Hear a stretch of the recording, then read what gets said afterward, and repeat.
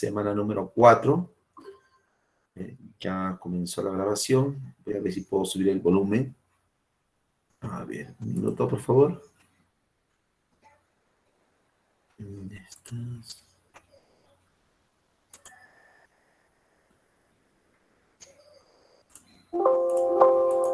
Bien. Ahora sí. Comenzó la grabación. A ver. ¿Ya está grabando todavía? Sí, ¿no? Ya comenzó la grabación, ¿verdad? Sí, profesor. Ok, Sí, listo, profesor. chicos. Ok, bien. Vamos a trabajar la semana número 4.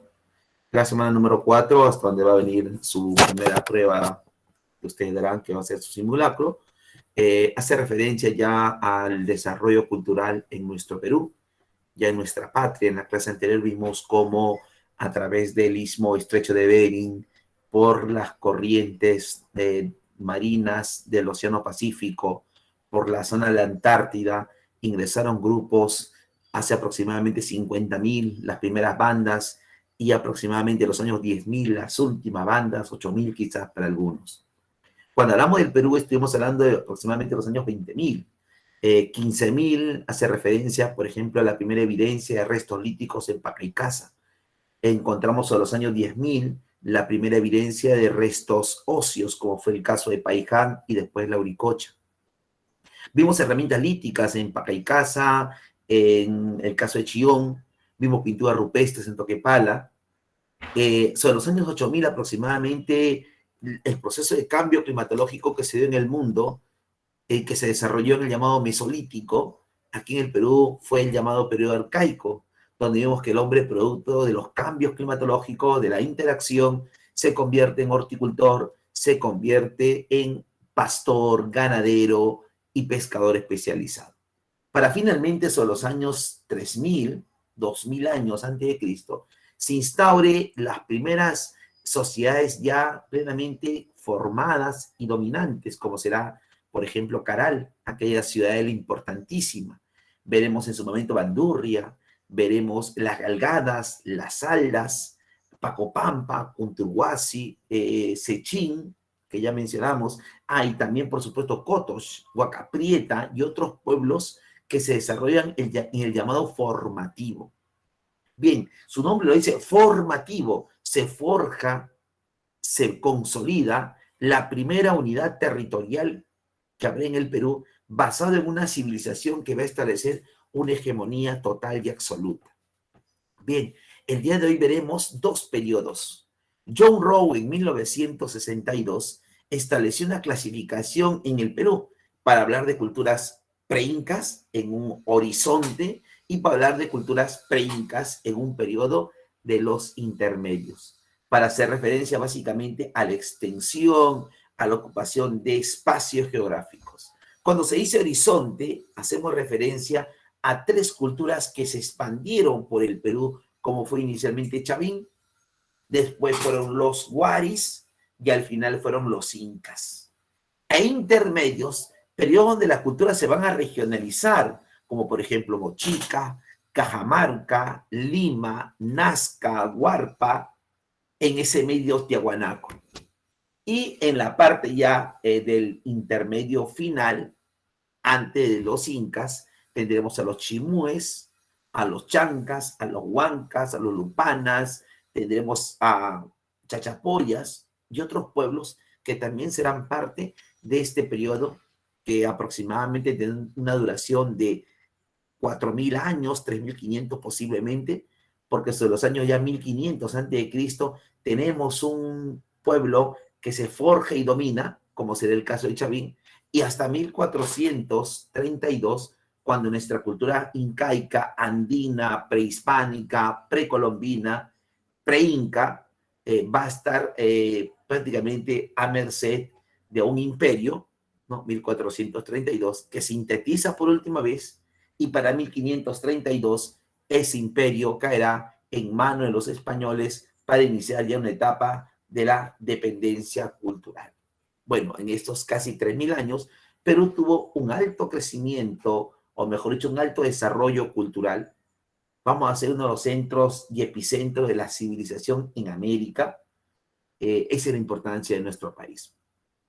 Bien, también vas a encontrar quizás en alguna vez, en algún momento, una pregunta en uno de los exámenes de admisión respecto al origen de la cultura peruana. Y aquí nace nuevamente un debate. ¿La cultura peruana es propia? ¿Es una cultura que se aprendió? ¿Es una cultura que sintetiza el aporte de pueblos anteriores? Mientras hablemos de cultura, por ejemplo, hablaremos de Julio César Tello. Tello sostiene que la cultura es peruana, netamente autónoma, de origen amazónico. Mientras que Max Zulle, el alemán que vino a inicio del siglo XX, sostiene que la cultura peruana tiene un origen foráneo, quizás mayas, los aztecas, los olmecas, o sea, la zona centroamericana, y tendremos acá un Mandoy hablando de una cultura matriz de la costa, mejor dicho, una cultura matriz de América, como fue la cultura Valdivia en el actual Ecuador, o veremos el planteamiento en su momento de Lumbreras, quien señala que Guari es el primer imperio, pero quien también señala que la cultura peruana no es otra cosa que un fruto de elementos externos con elementos internos que se confluyen y que los pueblos, después de esta mezcla, este aprendizaje de dos orientaciones diferentes, logran desarrollar algo que es netamente autónomo, como se va a plantear en su momento cuando se hable de estas culturas. Entonces, por lo tanto, veremos aquellas culturas que son importantísimas, trascendentales, veremos 2 por cada uno de los periodos. Bien, hasta aquí me confirma si está llegando correctamente, ya para comenzar con nuestra primera cultura. ¿Me confirman, chicos? ¿Está llegando correctamente? ¿Se está viendo la pantalla? Sí, profe. Sí, profesor, sí, está Sí, bien. profesor, está bien. Gracias, gracias. Bien, entonces ya se debate sobre el origen de la cultura peruana. Y aquí es donde encontramos justamente a un peruano, a Julio César Tello, un estudiante de medicina que se vio atraído por la arqueología. Acuérdense que Tello tendrá pues esa formación médica. Después de haber logrado el bachillerato en San Marcos, se va a Harvard a estudiar arqueología y tendrá quizás como compañero al famoso Alex Hedican. Él, por ejemplo, sostiene que la cultura peruana es netamente autónoma.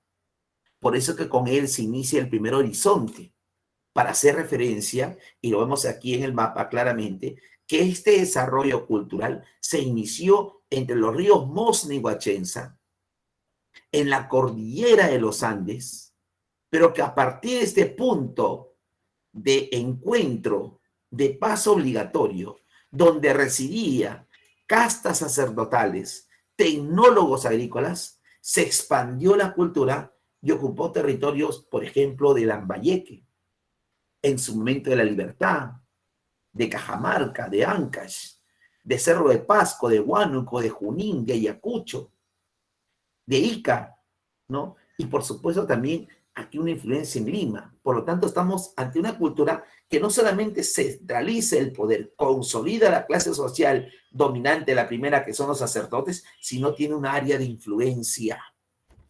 Por eso que no nos va a sorprender que encontraremos, por ejemplo, al famoso Huiracocha, o Viracocha llamado por otros pueblos, como el dios que inicia lo que es el culto religioso en nuestro país. Este famoso dios de los báculos, dios de las balas. Bien, Julio César Tello, pregunta hace algunos años en emisión, es el padre de la arqueología peruana.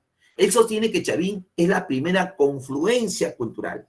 Es la primera cultura panperuana, la primera cultura panandina, la primera unión de pueblos antecesores y por lo tanto la primera cultura que se irradia y como hemos visto ocupa un vasto sector, un área de influencia muy extensa para estos tiempos. Entonces, este famoso templo de Chavín de Huántar se convierte en el principal centro ceremonial, reemplazando algunos centros ceremoniales que ya existían antes que ellos, como por ejemplo fue Caral, como fue en su momento Chuquitanta o El Paraíso, como fue las Aldas o las Galgadas, pero aquí se ve por primera vez ya este centro de dominación total y absoluta de una cultura que dominó cerca de 1000 años. Miren la área de influencia que tendremos, o mejor dicho, los años de influencia que tendremos con Chavín. Chavín, su estructura, su centro ceremonial, importante centro ceremonial, porque no solamente se va a encontrar plazas hundidas, las plataformas superpuestas, los guardianes del templo, repito, una primera clase social dominante, sino también aquellas representaciones básicas como es el famoso lanzón monolítico, la primera representación de un dios andino, el dios el dios degollador para algunos. Este famoso oráculo era un centro ceremonial de importancia trascendental de estos tiempos. El lugar era un lugar tétrico, oscuro, lleno de laberinto, de caminos. Y cuando la persona que venía a visitar este centro ceremonial posiblemente observe la salida, se encuentra con este famoso cuchillo ceremonial, este ser antropomorfo, este dios jaguar que va a generar miedo y pavor, donde se va a encontrar a una persona, ¿no? Justamente con brazos, con dedos, con manos, ¿no? Con colmillos, con ojos, que representan, por ejemplo, un felino, con cinto donde se encuentra, por ejemplo, serpientes. Por lo tanto, Tello sostiene que la cultura peruana es amazónica, de origen amazónico. Dice que la cultura peruana es autóctona o que con plena autonomía en su momento. Bien, también aquí en este templo, en las afueras del templo, se encontraba la famosa estela de Raimondi, ¿no? La primera representación del dios Huiracocha, el Apu Contiki Huiracocha, llamado así en su momento por los incas. Como es un estado teocrático, dominante, sacerdotal, este lugar solamente era un centro de control político y religioso, pero no era lugar de residencia. Alrededor del templo estaban quizás las pocas residencias para estos sacerdotes o tecnólogos agrícolas que podían predecir los cambios climatológicos, los ciclos agrícolas. Por eso era importante saber y conocer lo que iban a decir, entre comillas, estos dioses. Su cerámica, aquí comienza este elemento importantísimo para poder diferenciar periodos. En el mundo, quizás era la escritura. Escritura antes, después historia. En el caso de nuestro país, como éramos una sociedad ágrafa sin escritura, la elaboración de la cerámica, el surgimiento de la cerámica, implica hablar de sociedades precerámicas, como lo llamarán en su momento los primeros cronistas españoles. Bien, nuestra cerámica, la primera cerámica visible, aunque en su origen lo encontramos quizás en Tutis Huincayo, Guairajilca, Huánuco, Pucallpa, aquí ya se visualiza por primera vez esta representación de lo que era en su momento un objeto de uso sacerdotal, una cerámica que tenía base globular, que era hecha en base a incisiones y que era una cerámica de tipo monocroma. Por lo tanto, solamente era un elemento importante para esas ceremonias mágico-religiosas que se daba o lo hacían aquí los sacerdotes de esta cultura. Bien, veamos ahora Paracas. Si Chavín llama, mejor dicho, si Tello llama a Chavín cultura matriz del Perú, cuando estudia Paracas, él lo llama cultura matriz de la costa peruana. Por lo tanto, es la primera cultura matriz, la primera cultura que se desarrolla en la costa peruana, porque va a tener un vínculo, porque va a tener una continuidad de lo que vamos a ver con Chavín. Miren, hay un área de influencia importantísima. Por eso que vamos a mencionar que Paracas tiene dos periodos, Paracas Caverna y Paracas Necrópolis. Paracas Caverna, que es el periodo en el cual hay influencia de Chavín, y Paracas Necrópolis es porque ahí hay una plena autonomía, el surgimiento de una sociedad guerrera. Por eso que una pregunta que quizás confundió a algunos en uno de los exámenes. Cuando hablamos de Chavín, estamos hablando de un estado teocrático, es el horizonte. Pero ese fin del horizonte coincide con la primera parte de Paracas Caverna, pero con Paracas Necrópolis se apertura el siguiente periodo, que es el intermedio temprano.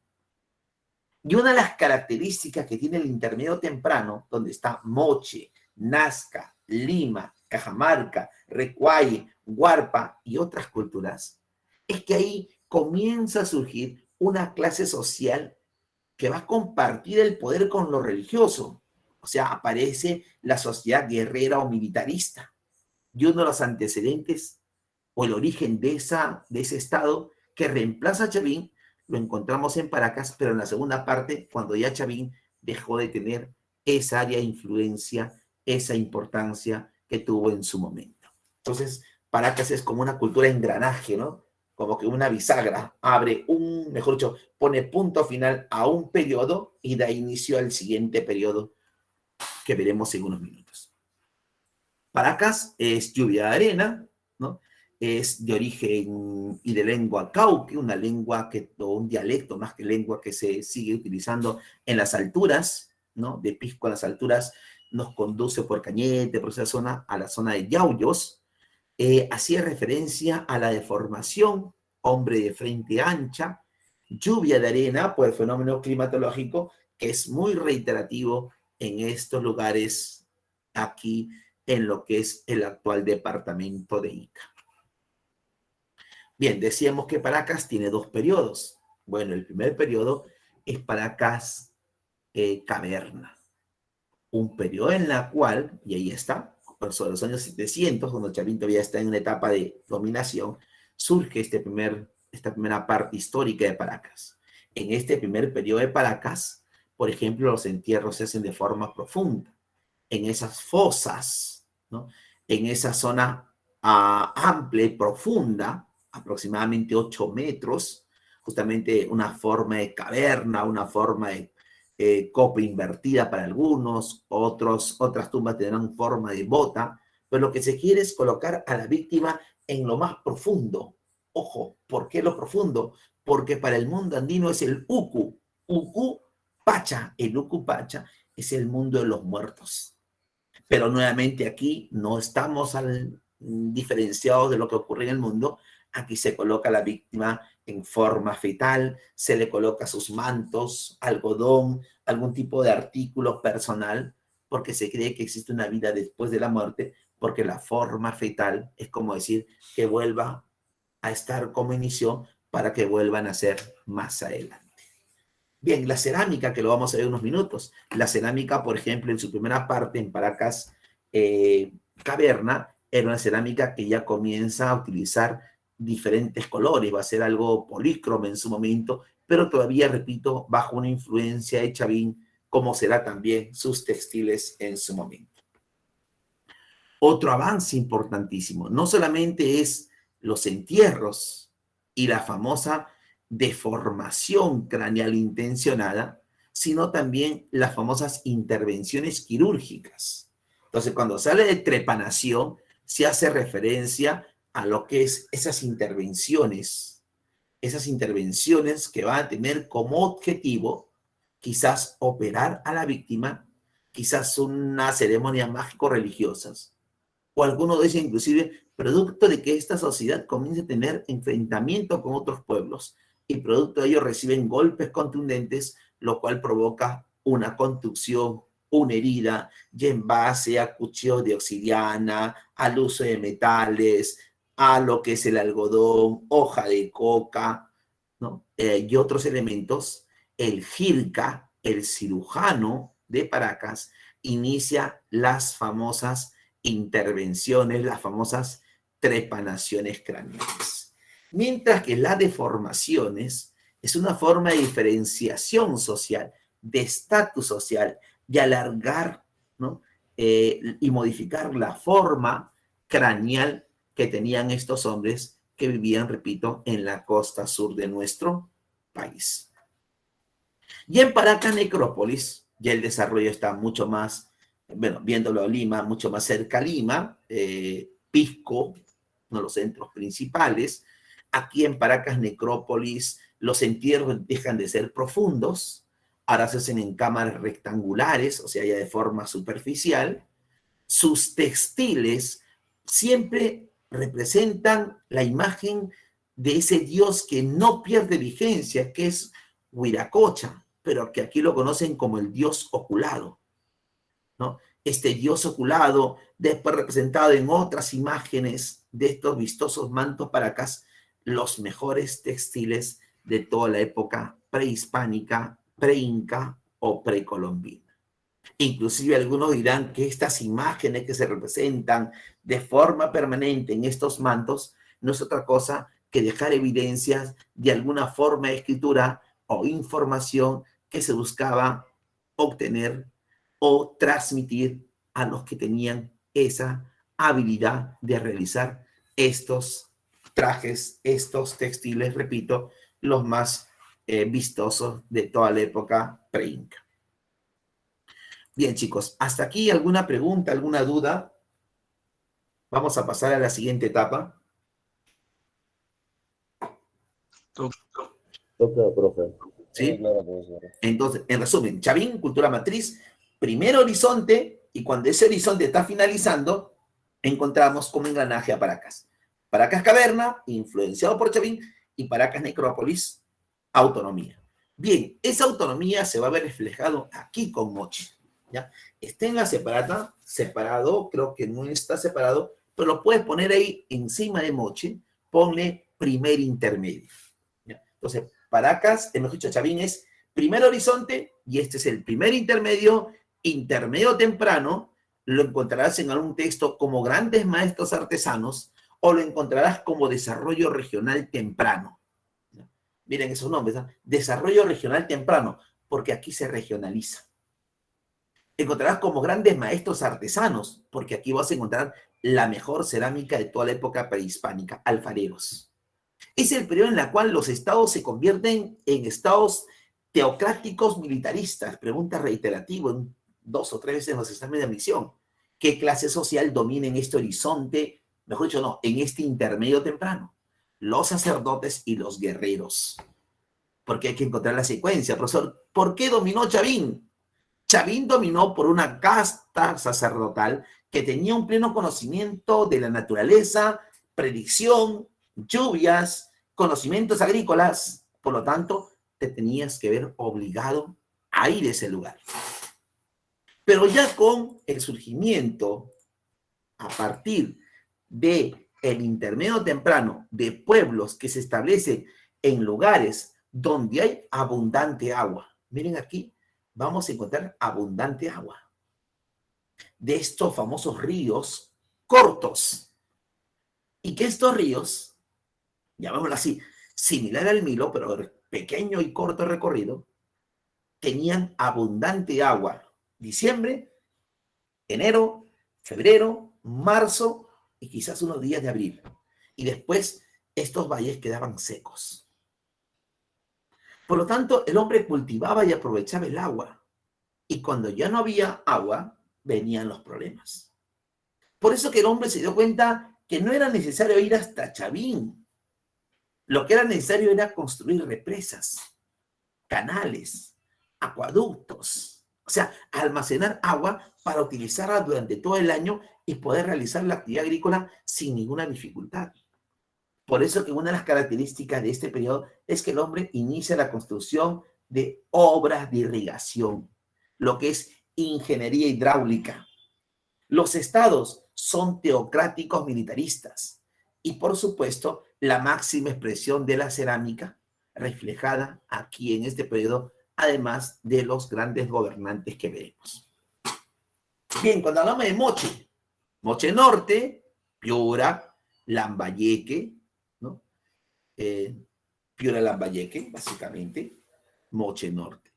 Moche Sur, Ancash, y Moche Centro, La Libertad. Y ahí están los diferentes ríos, Río Piura, La Leche, Saña, Jequetepeque, Chicama, Moche, Virú, Ñepeña, Santa, un montón de ríos. Por eso que las obras hidráulicas más grandes, aparte del equipo Majes, están aquí, en la zona norte. Por ejemplo, está el famoso Chavimochic, que es los ríos Chao, Virú, Moche y Chicama.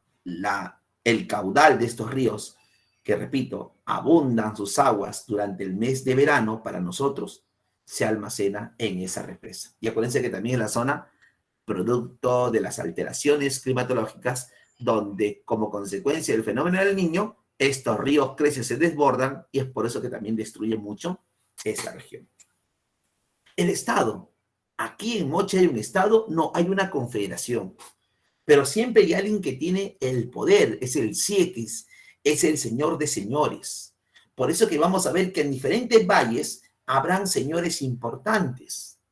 Porque, ojo, la capital política y religiosa de la cultura moche se encuentra en la zona centro, en la actual Trujillo, porque frente a frente se encuentran la Huaca del Sol y la Huaca de la Luna. Miren esas dos deidades. Por lo tanto, control religioso y control político de la mano. Ah, ojo, a partir de este periodo, los centros ceremoniales son centros ceremoniales urbanos y religiosos. O sea, ya vive gente alrededor. Bien, decía, a pesar que la Huaca de la Luna y la Huaca del Sol se encuentra en Trujillo, en la actual ciudad de Trujillo, que en el centro de los Moches, donde estaban estos dos recintos importantísimos, el señor de Zipán fue encontrado en Lambayeque. Aquí, en la famosa Huaca, la Huaca Rajada, dando y confirmando que Moche fue una confederación, que de acuerdo a la importancia, el señor de estos valles, cualquiera de ellos, podía asumir la conducción de esta civilización, de este pueblo en su momento. Bien, los moches destacaron mucho en la arquitectura, aprovechando, por supuesto, el abundante barro que tenían en sus zonas, comenzaron a confeccionar estos ladrillos tapiales, otros dicen tapiales. Estos ladrillos, algunos lo llaman adobos tributarios por la utilización de adobitos en esta construcción, especialmente la Huaca de la Luna y la Huaca del Sol. Si los caldeos asirios, los persas, dejaban su alto relieve, ¿no?, y representaban a sus gobernantes en las afueras de sus palacios, ellos en las partes internas hacían sus famosos murales. ¿Dónde se encuentra la evidencia de que esta sociedad era una sociedad ya no solamente que conquistaba, sino que dominaba? Justamente en estas representaciones. La danza de los prisioneros, la rebelión de los artefactos, muestran a un señor de mayor rango llevando amarrado, atado a muchos de estos hombres o cogidos de la mano como una muestra de sometimiento al señor de señores. Dentro de estas huacas, por supuesto, vamos a encontrar al famoso Ayam Paek, al famoso degollador. Este degollador, no está por aquí la imagen del degollador, no es otra cosa que el famoso Huiracocha, que también estará en estos lugares importantes y trascendentales, y veremos quizás en algún momento, y si no lo vemos, ya lo tomamos como punto inicial, la presencia del famoso gobernante, el señor de Zipán, ¿no? Aquel descubrimiento que va a maravillar al mundo a partir de 1987, Walter Alba, en la Huaca del Brujo, encuentra la figura, el entierro de este gobernante, y de ahí la importancia que tendrá por los objetos personales y de alimentos que se encontrarán en su tumba, y que da una idea de lo que se pensaba antiguamente de lo que era la vida. La cerámica, mencionábamos, la cerámica es el periodo de la mejor cerámica en toda la época prehispánica o preinca. Una cerámica que utilice el molde, por ejemplo, una cerámica bícroma, el uso de dos colores, rojo ocre, rojo blanco para algunos, ¿no? Dos colores destaca. Por supuesto que es una cerámica escultórica, pictográfica, donde encontraremos hombres antropomorfos, animales zoomorfos, plantas, la parte mitológica, la parte de lo que es la reproducción, la sexualidad. Acuérdense que hace algunos meses todo un escándalo de los moches, ¿no?, por esta representación de su cerámica con un objeto de fertilidad, pero que le damos hoy en día quizás un sentido distinto. No he puesto aquí, por supuesto, porque un poco quizás le llame a unos o le afecten a algunos, Por ejemplo, hay huacos eróticos, ¿no? Donde se ve el coito, el alumbramiento, algún tipo de intervención quirúrgica, porque ello estaba ligado básicamente al dominio mágico religioso. O sea, ellos quisieron representar en su cerámica todo lo que vivían como una forma de dejar un diario, una escritura, quizás una forma de mostrar sus costumbres cotidianas. Por eso destaca sus guacos retratos, estados emocionales, sus animales que ellos capturaban, los caballitos de totora, animales que ellos tenían y que los consideraban en algunos casos quizás sagrados. Pero también en esta cerámica se estudió la representación de una imagen que era reiterativo, con ciertas figuras iconográficas o quizás de información. Por eso que se plantea en su momento una posible escritura llamada payariforme, porque el payar es ese elemento que debe estar presente siempre en el pintado de este objeto, de esta alfarería que es cerámica, que fue de una de las mejores en toda la época prehispánica o preinca. Mencionábamos que los moches destacan en lo que es la ingeniería hidráulica, la escasez del agua fue una motivación para que construyan canales, canalizar las aguas, construir represas, hacer acueductos, hacer trasvases, como se hace en la actualidad, por ejemplo, para Lima, si no nosotros nos moriríamos de este líquido de elemento. Felizmente al otro lado de la cordillera tenemos agua todo el año y en abundancia, a diferencia de nuestro lado occidental, donde carecemos de este líquido elemento. Destacaron en la metalurgia, laminado, repujado, soldadura, será parte de las técnicas, brazaletes, pectorales, narigueras, orejeras, muchos de estos objetos presentes en la tumba del señor de Zipán como una muestra que inclusive ya combinaban los metales, ¿no? Que eso es una técnica que se va a continuar y que inclusive los incas lo van a continuar. Y por supuesto tendremos más adelante a los chimúes, que prácticamente son los hijos de los moches, que desarrollarán y lograrán la máxima expresión de la metalurgia en el Perú. Otros lugares importantes de este intermedio temprano se desarrolla en Ica. Profesor, pero Ica es casi un desierto, igual que el norte. Sí, pero así es la naturaleza. Aquí la presencia de un solo río, con algunos ramales que vienen de las zonas altas de Ayacucho, de Huancavelica, ¿no? Que son los dos departamentos que coinciden con Ica, y sí donde estas tierras productivas. Como lo voy a decir, serán zonas desérticas, pero en la actualidad, profesor, la agricultura de agroexportación, Ica. La agricultura de agroexportación, el norte. Justamente el norte del país y el sur del Perú, las dos zonas, son estas dos zonas de mayor desarrollo agroindustrial. O sea, donde sale la páprica, el espárrago, la alcachofa, las paltas, todos los productos que hoy en día vendemos y exportamos al mundo. Bien, Nazca, junto con Mochica, fueron estudiados por Max Zule. ¿Quién es Max Zule? Max Zule es el pionero de los trabajos arqueológicos en el Perú. Fue el primero en hacer este tipo de trabajo, ya con una orientación mucho más científica, porque habían quizás anteriores arqueólogos que hicieron trabajo, pero iban a hacer un trabajo mucho más importante. Por eso que en su momento vamos a ver que Max Zule propone que en el Perú Protonazca y Protochimú sean estas primeras culturas. Un minuto que tengo que contestar urgente, chicos. Aló. Aló. Sí, buenos días.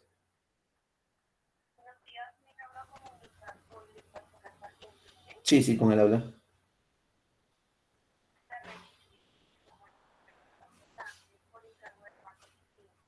Sí, no te puedo atender ahorita. Todavía no, gracias. Bien, chicos, disculpen la interrupción. Lo que pasa es que falleció un familiar y, bueno, pensé que era mi hermana. Bien, continuamos, chicos. Entonces, Nazca mejor dicho, la cultura Nazca se desarrolla en el departamento de Ica. Había escasez, sí, pero hemos visto cómo el hombre, de alguna forma, esa carencia de agua esa dificultad la convierte en una oportunidad. Por eso a veces nuestro Perú es un lugar muy importante, donde no tenemos quizás todo lo que pudiéramos extrañar cuando lo vamos a otros lugares quizás. Bien, en esta zona se construye una de las primeras ciudades más grandes del Perú. Para algunos la primera ciudad del Perú, que es Cahuachi, que es la capital de los hombres de Nazca.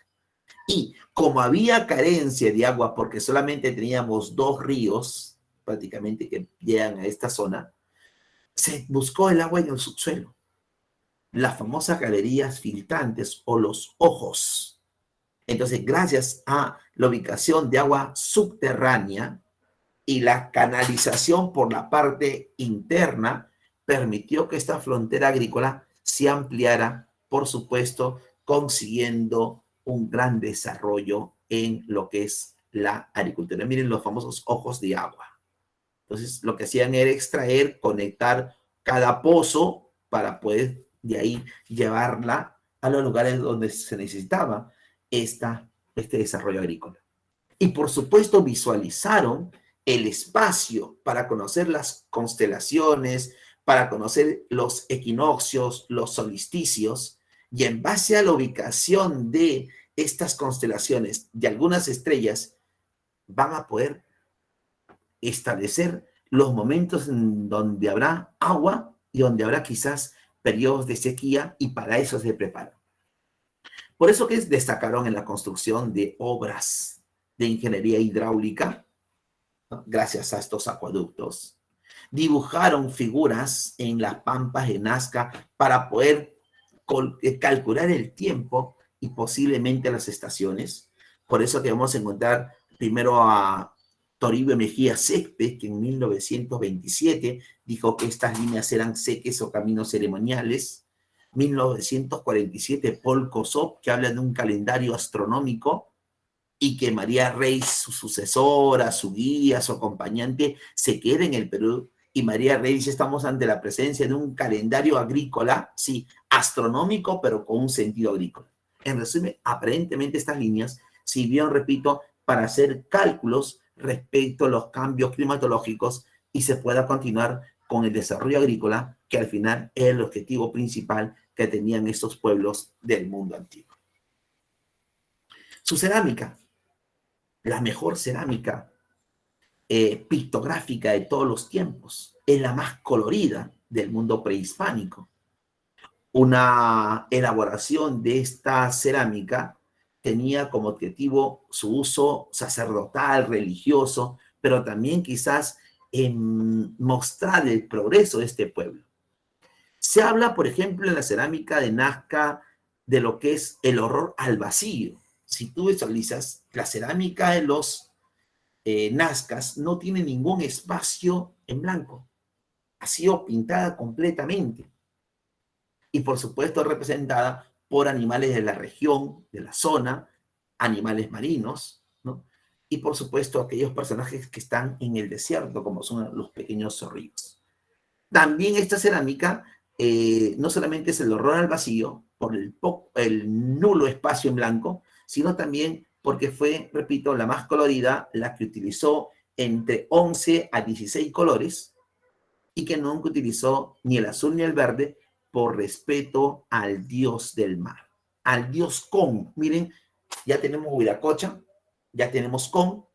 En la zona del altiplano tendremos el Titi o Tiki, que es la laguna, y en la zona andina tendremos al Apu. Por eso que los incas llamarán el Apu con Tiki Huiracocha. Apu Con. ¿Ah? Este es el famoso, ya 2 dioses que acabamos de ver en estos periodos. Bien, estas culturas regionales terminaron cuando comienza a surgir el intento nuevamente de una unificación cultural. Y nuevamente aquí se produce lo siguiente. Así como Paracas lo veíamos en un periodo anterior y en los inicios de un siguiente periodo, como engranaje, casi la misma figura lo cumple Tiahuanaco. Tiahuanaco estará en la parte final del intermedio temprano y estará en los inicios del horizonte medio. Y estará en una zona muy importante para después la sociedad incaica, que es la zona del altiplano, ocupando en la actualidad Perú, Bolivia y el norte de Chile, que por supuesto era el Perú. Los que conocen la zona de la meseta del Collao, el altiplano, donde está actualmente el lago Titicaca, saben que el clima es adverso, durísimo. En el día puede ser un intenso calor, ¿no? Que quema, que raspa, que lastima la piel. Y en la noche puede ser un intenso frío y unas grandes heladas, lo cual hace que el cultivo sufra mucho estos cambios climatológicos y por lo tanto cualquier cambio drástico hace que el hombre pierda estos cultivos realizados. Pero hemos visto que el hombre es capaz de modificar los espacios y adecuarlo a sus necesidades. Por eso que vamos a ver aquí que se va a elevar las tierras y ante la lluvia persistente se hace una forma de laguna o simplemente chacras flotantes llamados huachaques, guaru guaru o camellones. Lo que hicieron es, como en su zona había pocas posibilidades de realizar agricultura, era buscar otros espacios diferentes donde conseguir alimentos y que estos espacios no estén ocupados por otras culturas. Por eso se habla del control vertical de pisos ecológicos o el archipiélago humano, que era controlar, colonizar. Por eso que Tiahuanaco fue un estado teocrático, pero no fue militarista, fue colonizador. Eso es quizás lo novedoso para esta cultura, que fue una de las culturas que va a ser el soporte del primer imperio y después la región más importante para el imperio más grande que tendrá el Perú. Su arquitectura, vamos a ver en Tiahuanaco, la construcción de grandes ciudades con grandes bloques de piedra. Por lo tanto, lo que hacen los incas no es otra cosa que mejorar lo que ya habían hecho los tiahuanacos en tiempos anteriores. Por supuesto, el Palacio de Calasasaya se convierte en el centro arqueológico más importante porque ahí también se encuentra la famosa Portada del Sol, donde está presente la imagen del famoso dios Huiracocha. Miren a Huiracocha en este Palacio de Calasasaya, que hoy está pasando el Perú, pasando Desaguadero, antes de llegar a La Paz, justamente en la parte central de esa ruta conocida por la gente del sur, ahí se encuentra este Palacio de Calasasaya. En cerámica ya comienza aquí a haber una cerámica de tipo utilitaria y doméstica, destacando los famosos queros, que los incas después lo asumen como elemento importante para sus ceremonias mágico-religiosas para beber la chicha de jora. Aquí, por supuesto, que la cerámica es polícroma, predominando el color negro, amarillento, negro, rojo, que son los colores básicos, y también algunas figuras de animales como los auquénidos. En la escultura, que vimos en la migración de la Polinesia, por supuesto, los famosos monolitos, las chulpas, serán parte de su desarrollo histórico. Y en el caso de lo que es los prendedores y el uso de los metales, aquí ya tendremos a esta sociedad también utilizando los metales y, por supuesto, también los textiles, especialmente aquellos textiles con la técnica del acordeón. Bien, tanto Nazca como Tiahuanaco se van a convertir en los elementos, en los aportes culturales, unidas a una de Ayacucho, que es Huarpa, y que hará paso a lo que va a ser la primera cultura que logra expandirse por todo o por casi todo el Perú. Estamos hablando de Huari.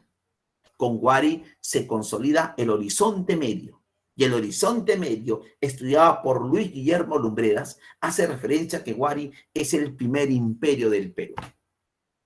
Y lo que hizo Huari es anexar Nazca, anexar Huarpa y Tiahuanaco y expandirse por el norte. Miren, prácticamente Cajamarca, La Libertad, Ancash, ¿no? Cerro de Pasco, Huánuco, Lima, Huancavelica, Ayacucho, parte de lo que es Moquegua y, por supuesto, Arequipa, Cusco y lo que hoy en día es Puno, incluido la zona sur de Bolivia y, por supuesto, el norte de Chile, estarán anexados a esta primera civilización. ¿Cuál es la importancia de los Wari? Wari es el primer imperio, por lo tanto, tiene un ejército. Y Wari, para poder controlar diferentes lugares donde establece dominación, establece los primeros centros políticos administrativos, que en los libros dice cabezas de región. Cada una de estas regiones tendrá una ciudad modelo, como fue, por ejemplo, Huiracochapampa, Guarihuilca, Huilcahuaín, como fue en su momento Cerro Baúl en Moquegua, o como fue en la zona selva del Cusco, donde en el 2011 se encontró el famoso señor de Huari, sino también Lima. Por ejemplo, estamos cerca a un lugar de los Huari, que es Pachacamac o Pachacamac, era un centro de control político administrativo en la costa sur del Perú, o en la costa sur, tomando como referencia Lima, porque en la zona centro, cerca al centro de Lima, el río Rima, ahí también había un centro político administrativo que era, por ejemplo, Cajamarquilla. También los caminos imperiales, el quechua, el principio de que el Estado concentra la producción, lo que es propiedad estatal, el principio de la redistribución, la construcción de andenes, todo esto ya lo tenemos con los Wari. La cerámica es de uso doméstico. Y aquí, como es un imperio, la cerámica comienza a tener un uso ya totalitario y doméstico. Por eso que sus grandes jarrones van a ser utilizados para almacenar productos, para prever posibles necesidades. Y en esa cerámica Wari, no solamente está la cabeza de los pumas al lado, sino también la presencia de Huiracocha, que aquí se le conoce como el dios visco, como el dios que simboliza la cuarta creciente y la cuarta menguante, dos fases de la luna. Igual, continuaron con un riguroso sistema de ampliar cada vez la frontera agrícola. Miren, aprenden en su momento de los tiahuanacos. La escultura, ya sé que serían unos monolitos, pero ya diferentes y distintos. Sus grandes caminos. Por eso que en Pachacama vemos este tipo de caminos que nos indican a la zona centro, a la zona norte, a la zona sur. Ellos fueron los que iniciaron la construcción del Capac Ñan en los caminos imperiales. Bien, en la parte ya final, Wari se desintegra, producto de conflictos internos, quizás producto de un gran fenómeno en el Niño, sus contradicciones y la lucha de los pueblos por independizarse. Pero acuérdense que en el Perú somos una unidad de nación, no somos una sola nación, somos muchas naciones, algunas dominan y otras quieren desprenderse en su momento. Bien, finalizó por estos conflictos Wari y comenzó a regionalizarse nuevamente la cultura en el Perú, teniendo a Chimú en este intermedio tardío, los famosos reinos y señoríos o los desarrollos regionales tardíos, porque nuevamente se va a regionalizar. Aunque con Chimú se rompe un poco el esquema, porque una cosa es hablar, por ejemplo, de Chachapoyas, cerca de Cajamarca, o hablar de los Huancas en la zona centro del país, o hablar de los Chancas, por ejemplo, en Apurímac, ¿no? O hablar de Chancay, por ejemplo, al norte de nuestra ciudad. El único caso diferente va a ser el caso de Chimú, porque es una cultura que se expande, es expansiva, ¿no? Militarista expansiva. De ahí sus famosas ciudades fortalezas, aunque teniendo como capital Changchang, la ciudad de barro más grande del mundo. Su arquitectura, ¿ya?, está ligada justamente a esta ciudad importante, una ciudad de barro, donde están las famosas figuras de alto relieve, ¿no? Quizás una de las ciudades más grandes del mundo, que en su momento de esplendor pudo haber tenido hasta 100.000 habitantes, o sea, un gran estadio como conocemos hoy en día. Su cerámica era básicamente una cerámica monocroma, polícroma en algunos casos. ¿Destacaron en qué los chimúes? Bueno, los chimúes destacaron en la metalurgia. Son los grandes maestros metalúrgicos de la época prehispánica, preinca, precolombina. Por supuesto que fueron de grandes maestros porque tuvieron a los moches. a los Icán, a Lambayeque, donde esté el Tumi, que antiguamente cuando veíamos Tumi, que es el dios Huiracocha, automáticamente lo vinculábamos o lo relacionábamos con estos moches o mochicas.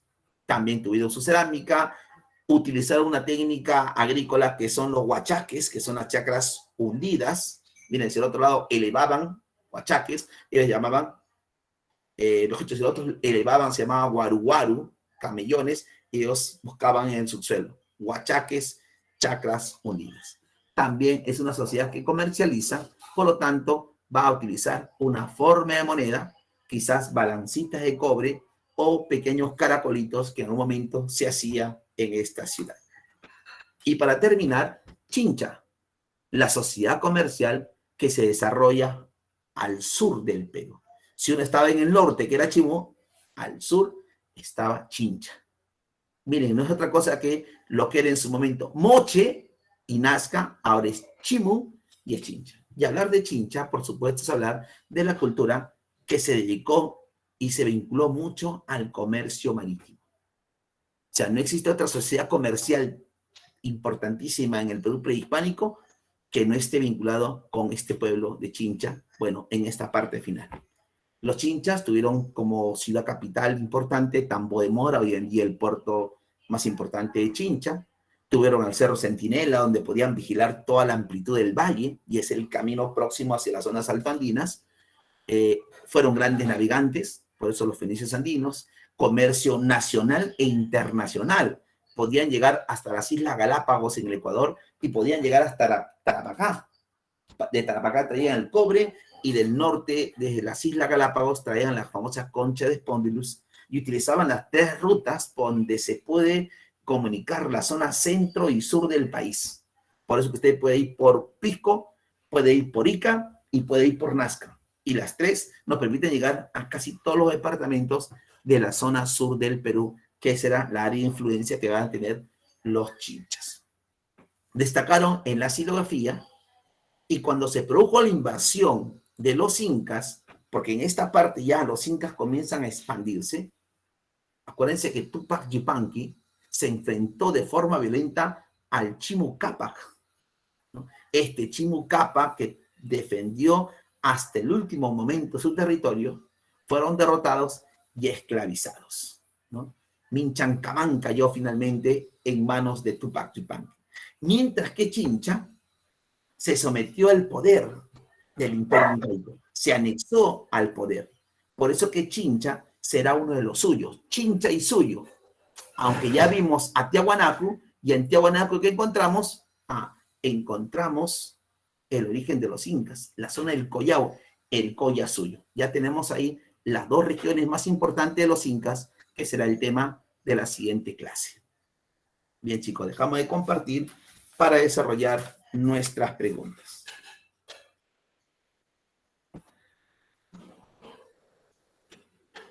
Bien, chicos. La primera pregunta que nos habla del imperio, la respuesta es la D, Guay. 2, la alternativa B, Chimú, 2 Chimú, porque nos está hablando de el último pueblo en resistir a la invasión incaica. 3, la alternativa D, Chavín de Huántar.